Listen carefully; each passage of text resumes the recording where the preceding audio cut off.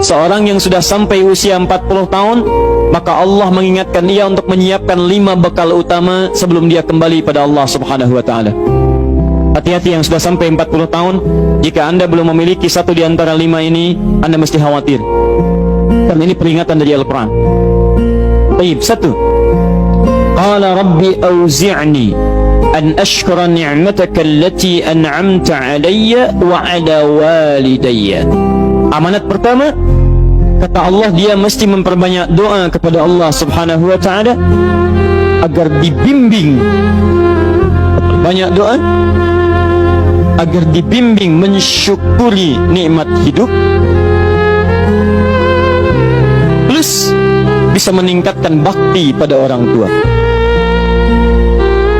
1. Rabbi auzi'ni an ashkura ni'mataka allati an'amta 'alayya wa 'ala walidayya. Perhatikan baik-baik. Ya Allah, mohon bimbing saya untuk selalu bisa mensyukuri segala nikmat yang telah Engkau berikan pada saya sekarang, 1, dan pada kedua orang tua saya. Baik, jadi kalau sudah sampai usia 40 tahun, pertama, Anda memohon doa kepada Allah untuk dibimbing terus bersyukur kepada Allah. Ini yang mau saya tegaskan. Lihat baik-baik. Apa itu syukur? Tidak ada makna lain dari syukur yang tertuang dalam Al-Quran dan hadis kecuali ungkapan kebahagiaan atas nikmat yang Allah berikan kepada kita dengan cara menggunakan nikmat itu sesuai dengan fungsi yang telah Allah tetapkan. Misal, kita akan bersyukur dengan nikmat penglihatan mata. Anda diberikan 40 tahun dalam hidup, mata masih bisa melihat. Bagaimana mensyukuri nikmat mata? Kalau Anda ingin syukuri nikmat mata, maka yang paling singkat, gunakan nikmat mata ini sesuai dengan peruntukan yang telah Allah tetapkan. Fungsi yang telah Allah tetapkan. Apa fungsi mata? Masih ingat? Melihat yang baik-baik. Quran surah ke-24 ayat 30 untuk laki-laki, ayat 31 untuk perempuan. Qul lil mu'minina yaghuddu min absarihim. Katakan pada pria-pria yang merasa punya iman. Dengan iman itu dia yakin dengan akhirat. Wabil akhirati hum yuqinun. Karena yakin dengan akhirat dia sadar akan pulang dan dia tahu nikmat matanya akan ditanya oleh Allah Subhanahu wa taala. Katakan pada pria-pria yang yakin bahwa matanya akan ditanya oleh Allah. Quran surah ke-17 ayat 36. Innas sam'a wal basara wal fuada kullu ulaika kana anhu mas'ula. Setiap pendengaran Anda, penglihatan Anda, plus apa yang Anda fikirkan, satu saat akan ditanya, dipertanggungjawabkan di hadapan Allah Subhanahu wa taala. Karena itu kata Allah, katakan pada orang-orang yang yakin dengan itu semua, ghuddu min absarihim, matanya hanya boleh melihat yang baik-baik saja. Yang tidak baik palingkan.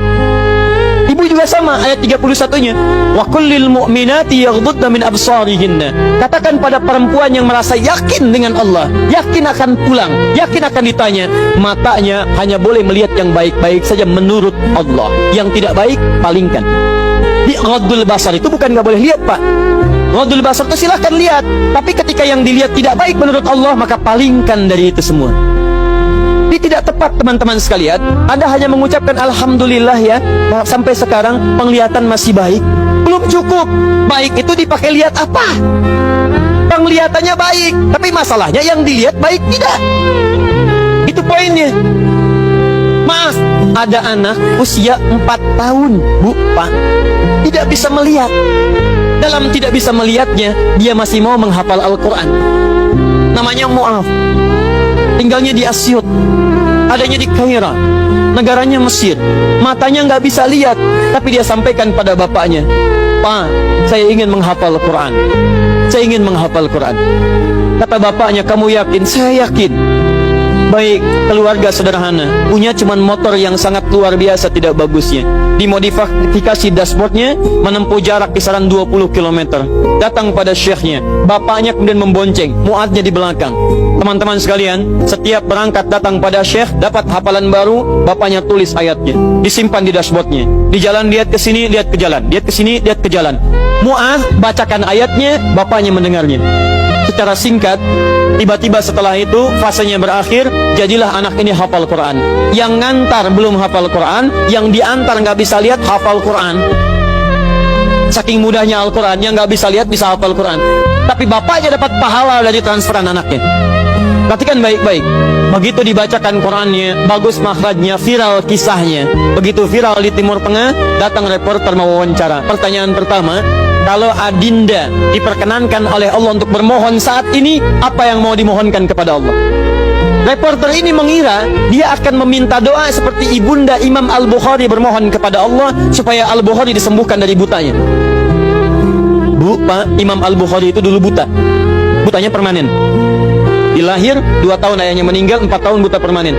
Nanti ada satu kejadian di situ, yang dengan kejadian itu ibunya berdoa kepada Allah, anaknya menghafal Quran sampai di surat Qaf, ya, ayat ke-22.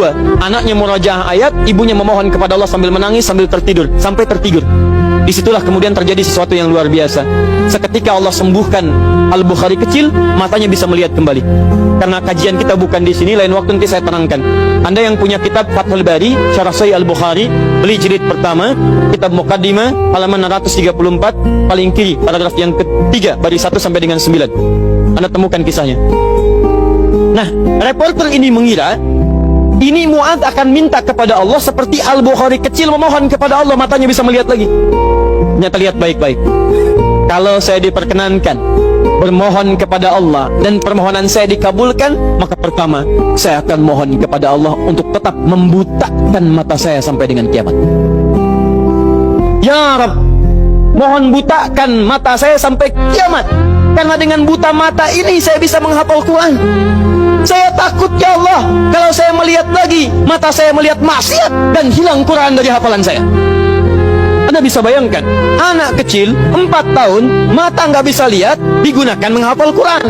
Dan dia takut kalau melihat matanya dipakai maksiat. Antum dikasih 40 tahun, 40 tahun, lebih daripada 4 tahun, lebih dari 14 tahun, Anda sampai 40 tahun, dipakai mata, dipakai apa mata Anda sampai dengan hari ini? Berapa maksiat yang telah Anda kumpulkan dari mata Anda itu? Mungkin wajar, jangankan hafal, baca masih sulit, lihat mushaf masih enggan, membaca masih susah. Kalau Anda sulit berhadapan dengan Al-Quran dalam pandangan Anda, tanyakan pada diri Anda, dipakai maksiat apa mata ini selama ini?